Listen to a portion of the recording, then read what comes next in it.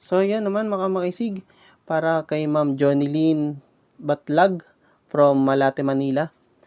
Siyempre, nakakonect pa rin yung ating DBSL interface from Android and analog radio. Sound test tayo.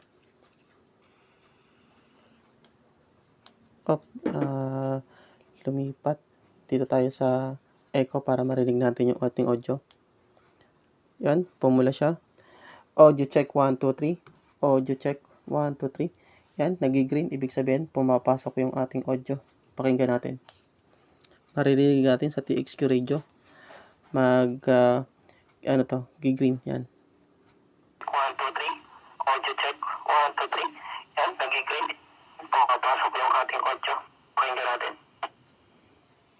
Yan.